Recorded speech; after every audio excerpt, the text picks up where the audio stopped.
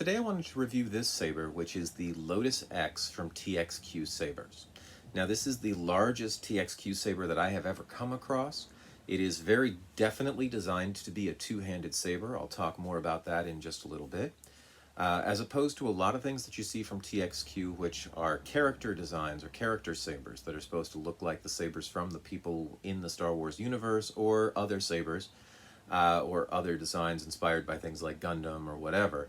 This is an original design that's not inspired by or directly based off of any specific thing within canon. Alright, so the Lotus is, like I said, it's huge. It's an original design, and I said that it's a two-handed sword, or a two-handed saber. Okay, if you grabbed it by the grip right here, and this grip is actually pretty well designed to be able to accept something like a leather wrap or grip tape. If you tried to use it from here, there's a lot of weight up here, particularly this section right here, which is all metal, and it feels like you're wielding a hammer if you're trying to do this. Okay, if you grip it up here, there's so much down here, it's going to run into your arm and run into your side and all kinds of things while you use it. Even though it does have a nice choke point right here, there's a lot of handle below. Okay, the best way to use this thing that I've found is as a two-handed grip, because again, you can see that there is so much room in there for both of your hands. Alright, the Lotus, in addition to being a very large saber, is a very complicated saber insofar as there are a lot of different pieces to this thing. I believe, let me see, there's the actual pommel and a pommel shroud and an accent ring. That's 3 pieces to the pommel. There's the grip section. This black is its own piece, so once again, very easy to separate this, and you could even dip this in some sort of grip material. This is our 4th piece right here. 5th piece is an accent ring. 6th piece is the switch section, which starts here and ends here. 7th piece is this little choke point right here, which is its own separate piece. 8th piece is this up here, which is the bottom portion of the emitter, or the emitter shroud. And the 9th piece is the actual emitter in here. So this is a 9-piece hilt design, so very complicated. The core that this thing takes is the swappable core that comes with a lot of TXQ Sabers. It looks like the one from LGT. So the core only goes down to here, which means this much of the saber at the base is empty. So theoretically with this one, if you wanted to put a smaller grip section on this, you probably could. Alright, so let me take a look at some of those pieces. I should note that, well actually, I'll show you as we get to it. So the scream of the saber. I'm going to have to tone that, or get that toned down a little bit in post. But okay, so I called this thing at the bottom a shroud rather than a 2-part pommel like I called the top. The reason for that is only this gold piece right here is threaded. This piece right here free floats. So when this is in the saber, this thing floats around, which means that I can angle it up so that it's slanted the same direction as the emitter. I can slant it opposite direction to the emitter, or I can put it sort of off kilter. But here we have the pommel piece. Here we have the angled shroud. Here we have an accent ring. There's no threading on the accent ring, it just floats on the grip right here. So in theory, I could remove the shroud, but then the accent ring is going to free float right here. Nothing's holding it down. So you kind of need the shroud on there or the accent ring doesn't get held in place. Alright, the grip section, and this is the part that was making all that whining, so I'm going to try to cover it with my hand here a little bit.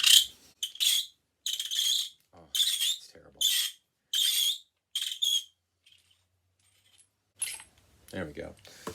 So the grip section right here, plain black solid piece. This is the groove for the accent ring by the pommel. It does not have one on the other side.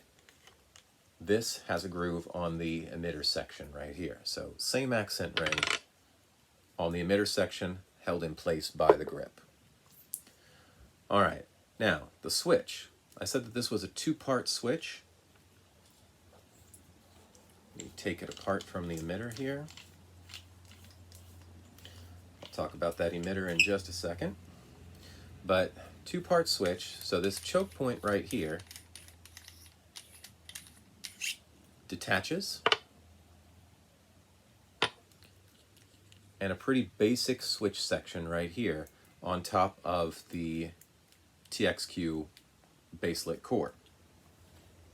All right, now the emitter, the blade goes freely through it. It's two pieces. This piece is threaded and threads here to this choke. You can't just remove the choke because the choke is a double male thread, so it's an adapter. This is a female thread, so you need the choke. You can't just take it out.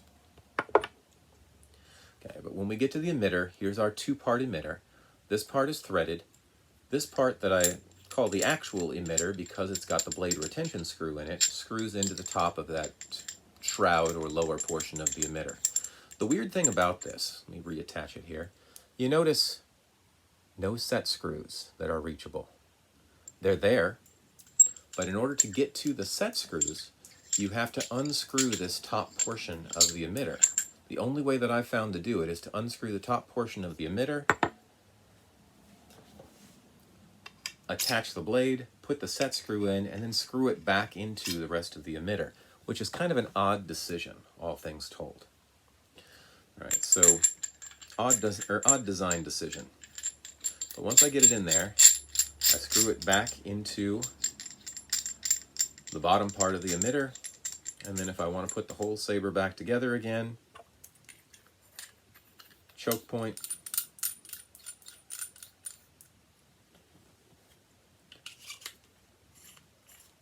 switch section,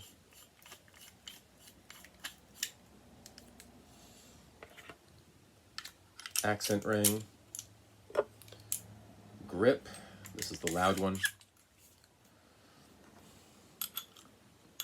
accent ring, this I said free floats, so we got to put the pommel into the shroud,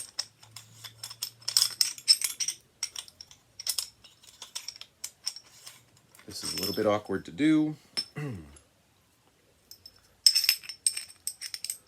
we go, put the pommel into the shroud, screw the whole thing back onto the saber, and before I tighten it all the way down, decide which way I want this shroud to be. So I had it opposite before, so let me have it I had it slanted the same direction before, let me have it slanted opposite directions this time. Tighten the last little bit, and there we go. All right, so a pretty ornate kind of Eastern design, I think, but some odd choices in this, in terms of length, in terms of directionality, and especially in terms of this emitter up here. All things told, it's a unique saber, so I do kind of like it, but it's an odd one. So here it is, the Lotus X from TXQ Sabers. Join me back next time, and in a future video I'll actually look at this core, because I haven't looked at their baselit core before. I'll see you then.